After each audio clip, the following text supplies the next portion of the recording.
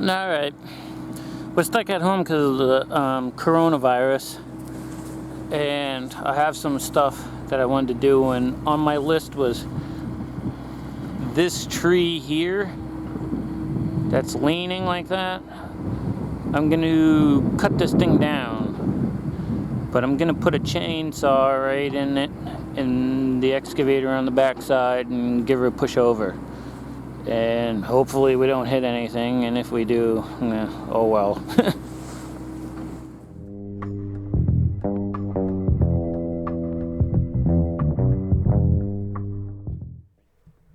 Okay, so if you notice that I didn't put like a humble cut in the front or any kind of fancy notch out. The reason being is I just kind of put a cut through the back on a slight angle. Sometimes I do this when I want to use the excavator so I can maintain control of the tree to a certain point, and I can get it to start to fall over, and then I use the excavator to kind of like change its course a little bit. I mean, you can't go too much, but just a little bit. And then on the front side, what I do is I just put a little slice through the bark and in a little bit so it doesn't start to rip the tree up as it's going. It seems to work pretty good. If you don't put a little slice in the front, it starts to do like a barber chair type deal where it starts to peel up and it's kind of dangerous. And if you keep the cut on a slight angle, if the machine comes off a little bit in the back, the little angle acts as a wedge. And then, it gives you a little bit of time to get in there and push it down where you want it. I don't always cut them like that, just when I'm using the machine sometimes.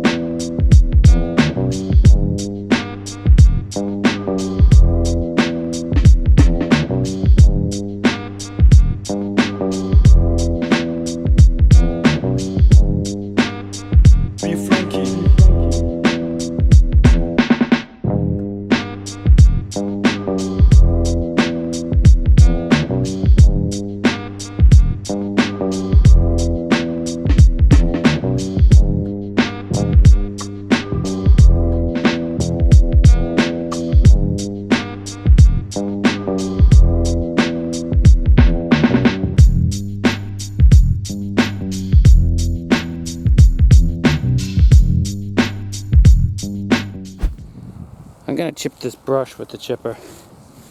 So that's why I cut this. It's not the greatest cut, but I just wanted to make sure I didn't hit the house. I don't care about the woods or those two weed things. I kind of thought I was gonna lose those over there. They kind of come out on like they came out this way on an angle, and last week when I was looking at it, I was tempted to actually cut them, but I figured if I lose them, I lose them. If I don't, I don't, whatever.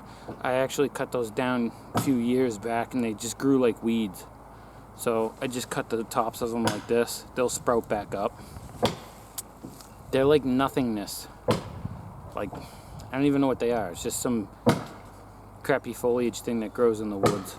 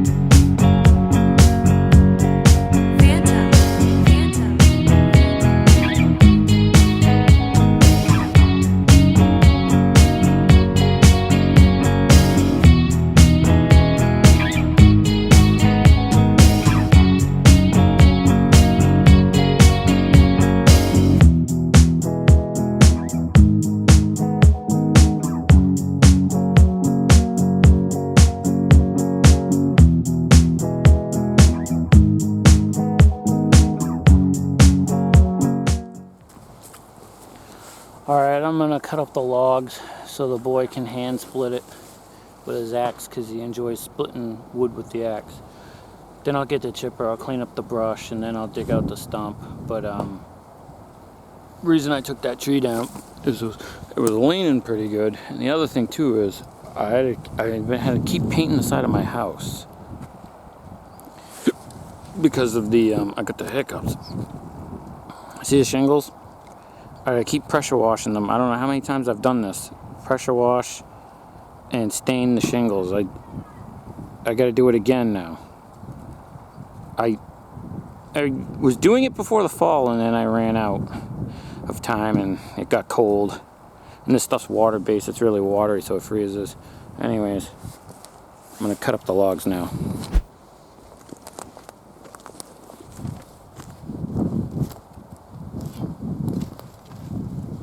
Alright, this chainsaw is a 455 Rancher. It's nothing special.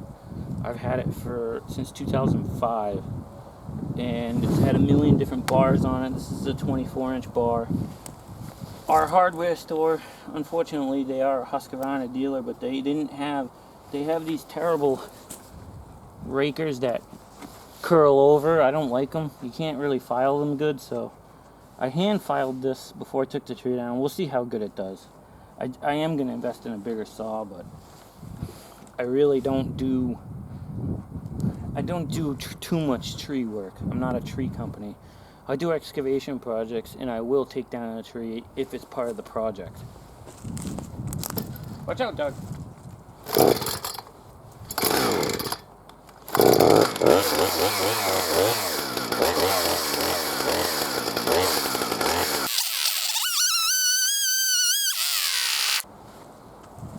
See, it's like, right now it's little chips.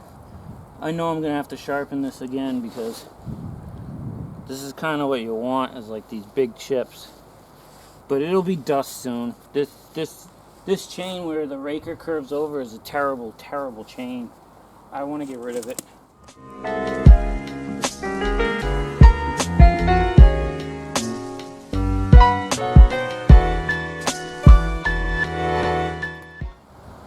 I should mention, this is red oak.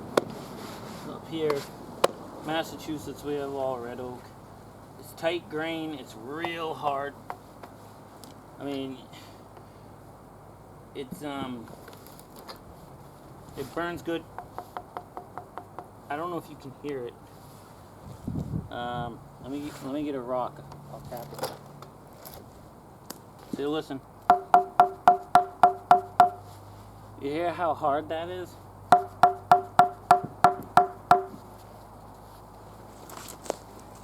I mean, see if I can zoom in here for you. I'm not even like,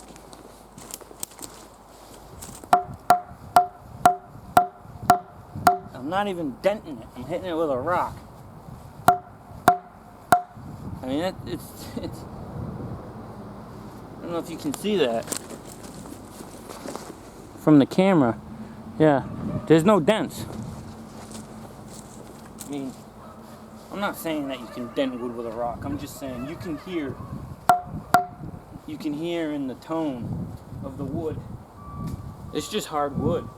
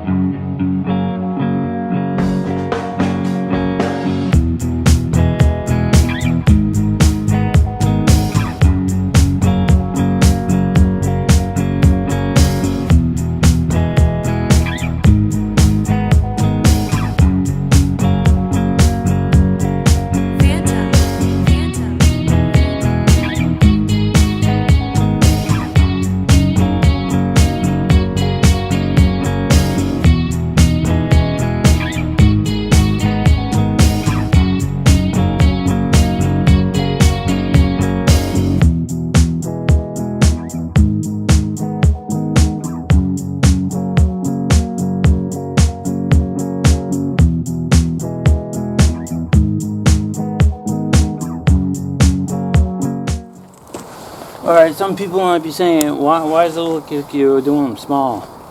I use my boot and I gauge it. Like, I like them right around 1 foot or so because of the opening on my wood stove. So everything you see me cut is geared towards my wood stove.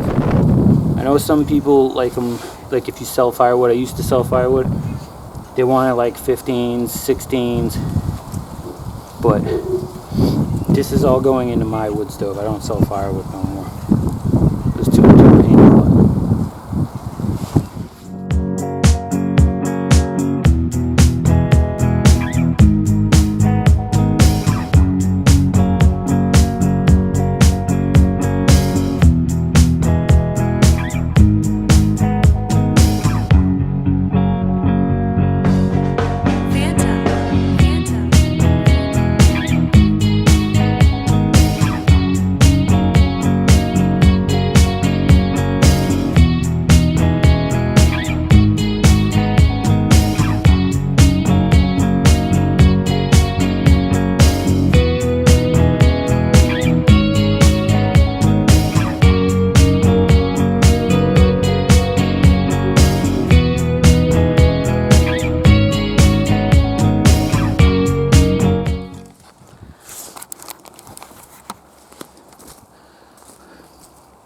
I think I can just dig. There's nothing here. I can dig around this.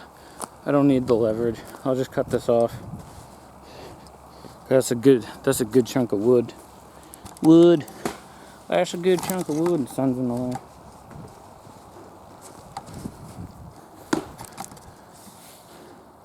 Yeah, that's a good chunker. I think I'm gonna put her in right about here. It's pretty straight to here, then the bell starts.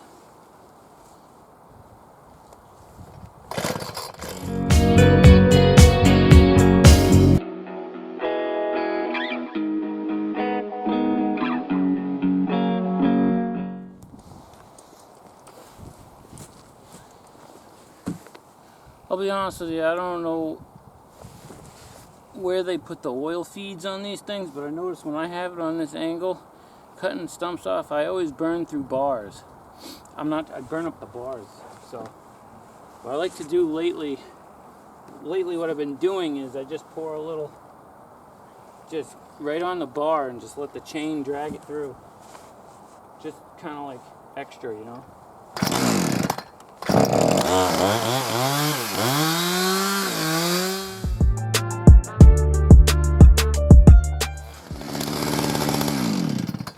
And then I dropped it in the dirt anyways like a fool. You see that? Unbelievable.